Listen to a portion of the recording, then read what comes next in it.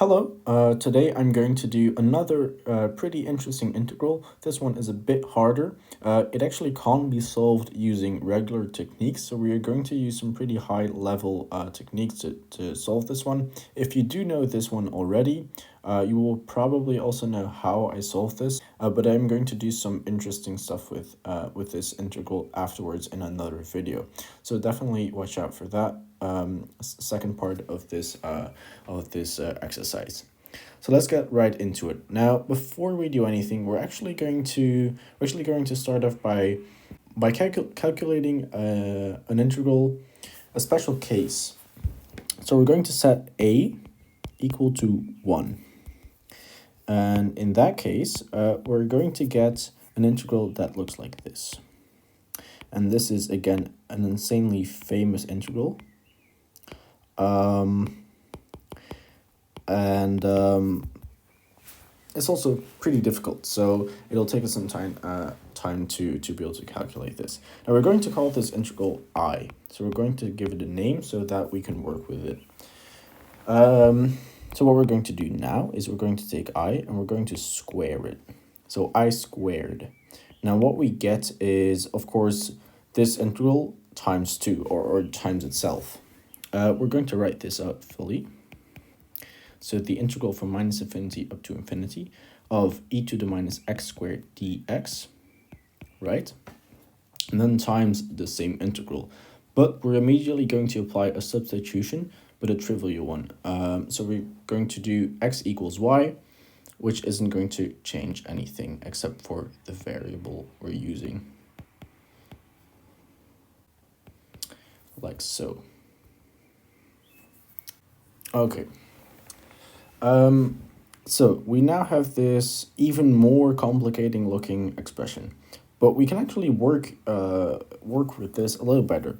So what are we going to do? We're going to convert this to a double integral.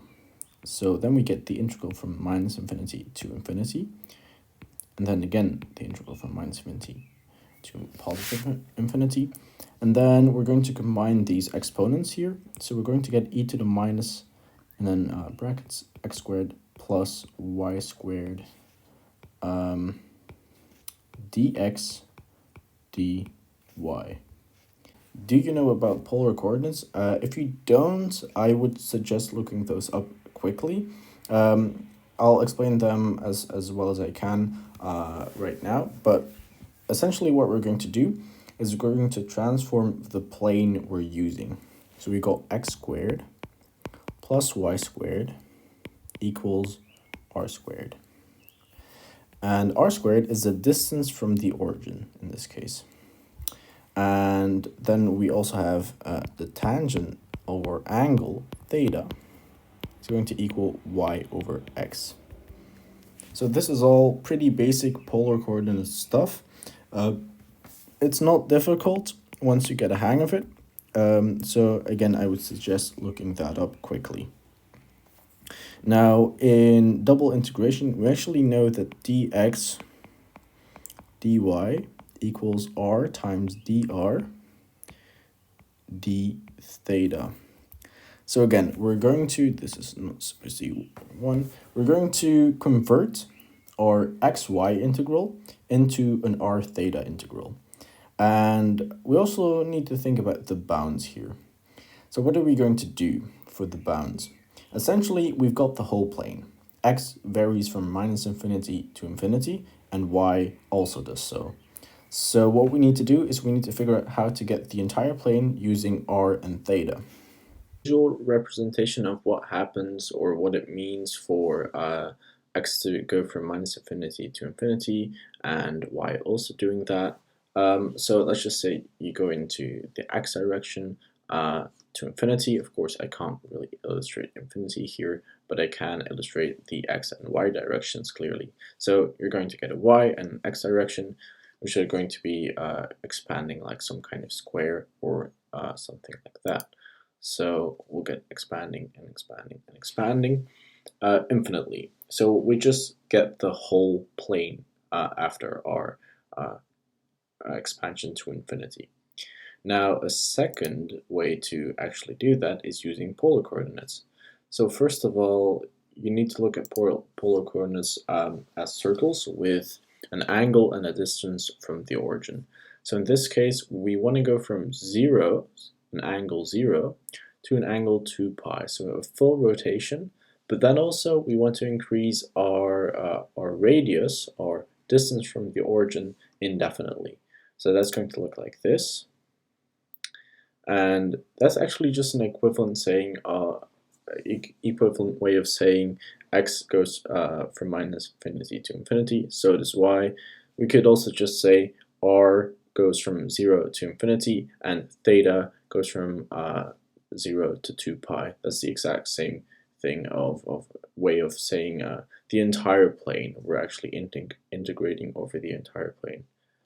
So now that we figured all of that out, we can now apply our substitution. Now we won't actually need the tangent theta equals y over x, so let's get rid of that and let's write our integral in r and theta.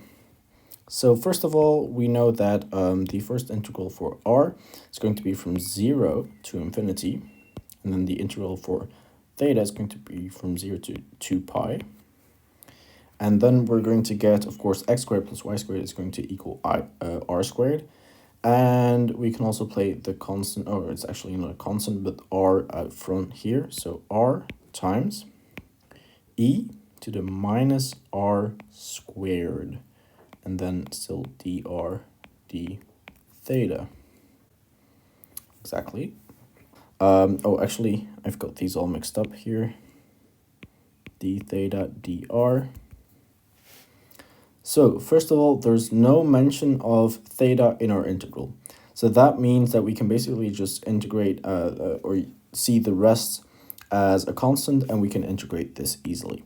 That means that we're just going to get 2 pi, also by the way, 2 pi out front, and times the integral from 0 to infinity of r times e to the minus r squared dr. So now we actually just have a normal integral. Of course, we do have some infinite bounds here, so we need to get rid of those as well. This one we can solve with a substitution. It's not actually too difficult of a substitution, so let's get right into that one. We're going to use minus r squared is equal to u, which means that minus 2r dr is equal to du. Exactly. So next up, we're just going to plug everything in, but we also need to think about the bounds. So we got 2 times pi, and then the bound 0 stays 0 when we plug in 0 into r, so we get 0. But then, if we plug in or take a limit as r goes to infinity of minus r squared, then we will get minus infinity because of the minus sign in front. The square doesn't actually do anything. Now, what else? So dr equals du over minus 2r. So the r and the over r are going to cancel, and we still have minus 1 over 2 left, and then times e to the u du. Now we can convert this a little bit further. We've got a 2 and a 1 over 2, and we're left with this integral. Now, the last thing we have to do is just calculate e to the power of u, or the integral of that, which is going to be minus pi times, and of course, the antiderivative of e to the u is still going to be e to the u, so e to the u, and then evaluate it from 0 to minus infinity. Now, to calculate this, we need to, again, think of the minus infinity as a limit. Now, it's actually not too hard to figure out what that's going to be. So, as I said, the limit has to be taken into account, which means that we need to think of e to the power of u when we plug in minus infinity as a limit. And, well, if we raise to an infinitely small number, we're actually going to get 0, minus then of course e to the 0. And e to the 0 is just 1, so we will get pi as our final answer. But we need to remember that this was all equal to I squared. So that means that we can now say with confidence that I equals the square root of pi, which still equals the integral from minus infinity to infinity of e to the minus x squared dx. So absolutely amazing. We just calculated that whole integral for one specific reason. So now we know what our integral at the top over there equals when a equals 1. Now we're going to continue and use this result to calculate the more general integral. So we're going to use a substitution to figure this out immediately. So how are we going to do this? First, we're going to rewrite this a little bit. We're going to get the integral from minus infinity to infinity of e to the power minus brackets square root of a x all squared. So obviously we haven't changed anything. The square root of a and the square cancel each other, and we get this integral. Now, why have we done that? Well, it's actually not too hard to see. We can do a substitution now. So we'll get square root of a times x equals u, which means that square root of a times dx equals du. And we can now just plug this substitution in. We also need to take into account the bounds of integration, but those won't actually change. You can think about that for a moment. It's not too hard at all. Of course, a does need to be positive. That also follows from the convergence of this integral. So a does need to be positive. Also, a is under a square root here. So that kind of follows naturally. Now, first of all, so the bounds don't change. So the integral of minus infinity to infinity. Next up, we've got the integral from e minus to the power of minus, and then u squared. But we also need to change dx, and dx will be du over the square root of a. Exactly. So the last thing we're going to do is we're going to rewrite this slightly, and we're going to get 1 over square root of a times the integral from minus infinity to infinity of e to the minus u squared du.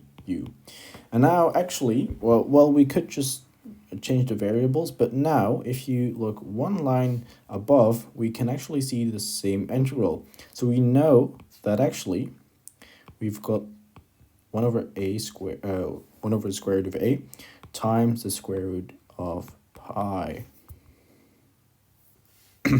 which means that we have got the square root of pi over a. So we've now completed this entire integral. Absolutely amazing stuff here. So that was of course really complicated, but we got there in the end, and I'm going to do some more interesting stuff with this result here in the next video. Thank you so much for watching. I hope you enjoyed. It's a classic proof. You have to know this one.